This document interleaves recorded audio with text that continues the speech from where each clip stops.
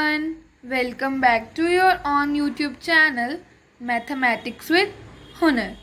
So today we are going to continue the MCQs of chapter number 6 triangles.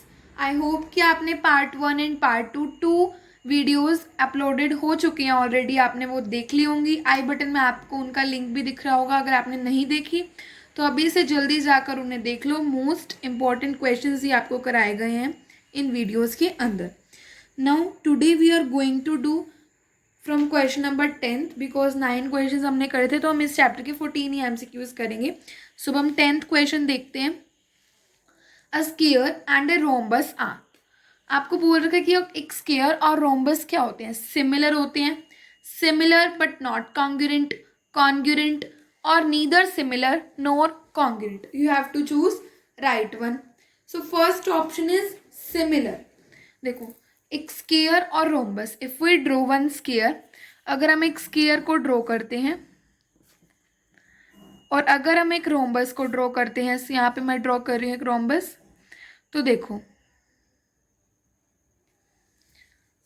जो rhombus होता है उसकी सारी साइड्स तो इक्वल होती हैं स्क्वायर, बट एंगल्स तो डिफरेंट हो सकते हैं. But in square all angles are 90 degree. तो दिखने में तो ये सिमिलर नहीं हुए, तो first option is wrong. Second option congruent, तो कॉन्ग्रुएंट भी नहीं होंगे बिकॉज एंगल्स नहीं है. सिमिलर बट नॉट कॉन्ग्रुएंट, अब सिमिलर तो है नहीं तो बट नॉट कॉन्ग्रुएंट, तो ये भी ऑप्शन गलत. तो fourth option will be right one कि सिमिलर भी नहीं है और कॉन्ग्रुएंट भी नहीं है. Square and rhombus are neither similar nor congruent. Now 11th question. Two congruent figures are actually similar triangle with ratio of corresponding sides as. दो congruent triangles हैं आपके पास. सपोज एक ट्राइंगल ये, एक ट्राइंगल ये क्या है? congruent है. तो जो अगर हम इनकी साइड्स का रेशियो लेंगे तो देखो congruent triangles जो होती हैं वो क्या होता है? बिल्कुल सेम दिखती है. यानी ये 2 है तो ये भी 2 होगी, ये 2 यानी सारी साइड्स जो होंगी वो इक्वल होंगी. हर प्रॉपर्टी को वो फॉलो करेगी कॉन्ग्रुएंसी की. सो नेक्स्ट गिवन है कि उनका रेशियो क्या होगा. अगर हम सिमिलैरिटी में देखें तो सिमिलैरिटी हम क्या करेंगे? किसकी साइड? किसकी साइड. सो हमने एक एग्जांपल लिया कि 2/2 इक्वल होगा दिस साइड बाय दिस 2/2. तो आंसर क्या आ जाएगा? 1:1. So B option will be right one, क्योंकि जो भी आपकी कॉन्ग्रुएंट ट्राइंगल्स होंगी उसमें क्या होगा? All sides will be equal. So जब हम उनका रेशियो लेंगे the ratio will come out to be 1:1. Now question number 12th. I hope you are understanding it very well.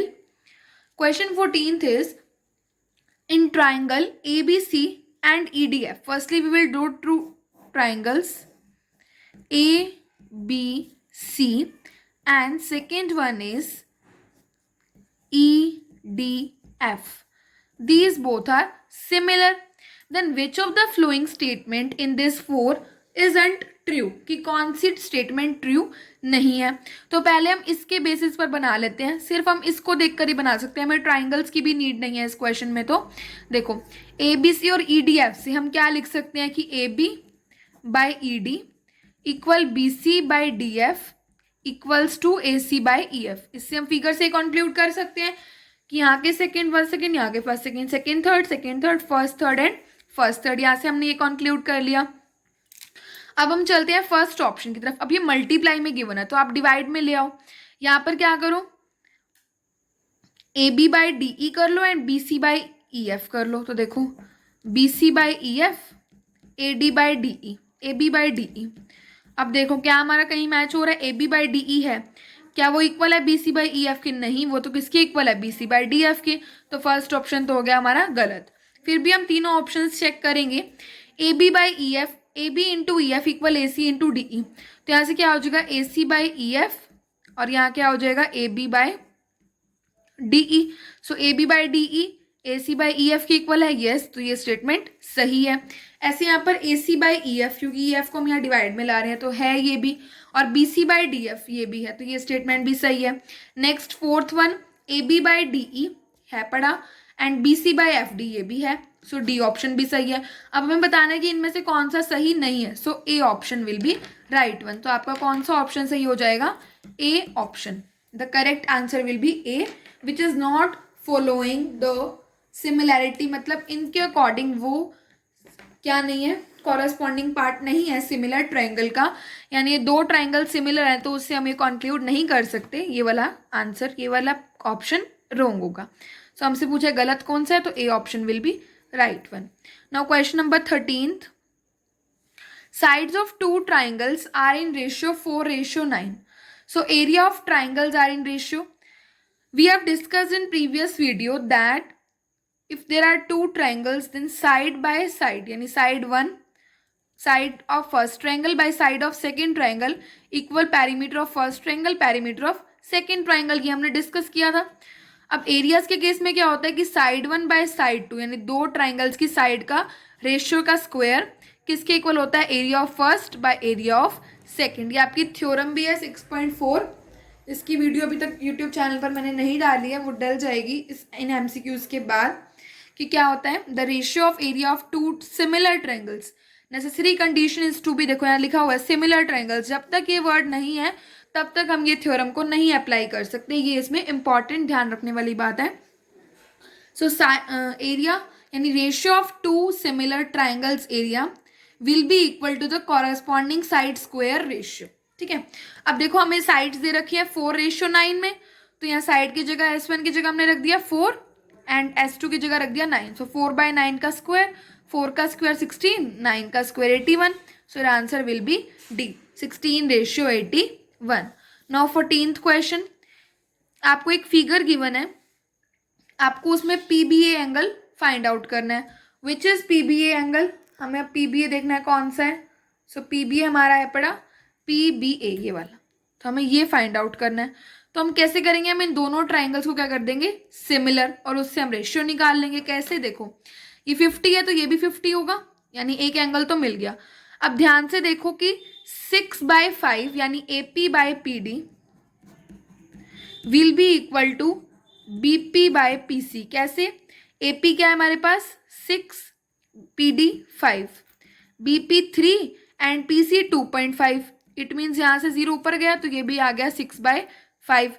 तो ये दोनों इक्वल है, और बीच का एंगल यानी यहाँ से एंगल APB और यहाँ से एंगल DPC, ये दोनों भी क्या है इक्वल हैं। तो ऐसे ऐसे आपकी ट्राइंगल सिमिलर हो जाएंगी। कौन कौन सी, triangle APB will be similar to CPD। चाहे आप यहाँ से चेक कर लो AP बाय PD होना चाहिए, तो आप आ जाएगा CDP,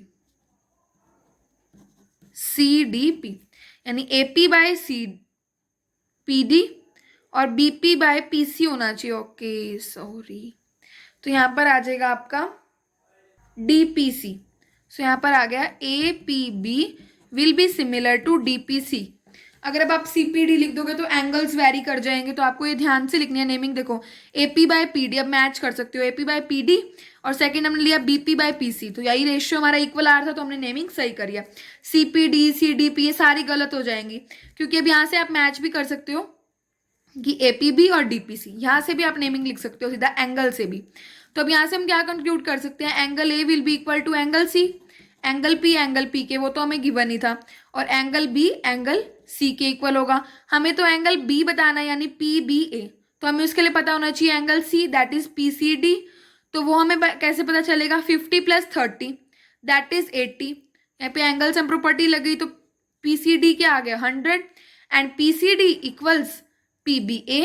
सो यहाँ से PBA भी क्या हो गया 100। So your right option will B B, क्योंकि यहाँ पर क्या हुआ, यहाँ हमें 50 गिवन था, ये 30, 50 हमने वर्टिकली अपोजिट से लिखा था, ये भी रिमेंबर दैट पॉइंट कि 50 हमने किससे लिखा, वर्टिकली अपोजिट से। 30 + x और हमने यहाँ लगा दी एंगल सम प्रॉपर्टी, तो x यहाँ से क्या आ गया 100 that is PCD and angle PCD is equals to PBA, तो 100 क्या आ गया PBA। So these are your 5 questions which we have done today. So it is all for today and it with chapter MCQs, यानी इतना ही बहुत है। इन MCQs को करना आपके लिए इनफ है। इस चैप्टर के हर टाइप के मैंने MCQs करा दिए हैं इसमें। सो आई होप कि आपको वीडियो पसंद आई होगी। अगर पसंद आई है तो लाइक कर दो, शेयर कर दो और कमेंट भी करो अगर आपको कोई भी डाउट है तो, ठीक है, और सब्सक्राइब भी कर दो। Thank you so much.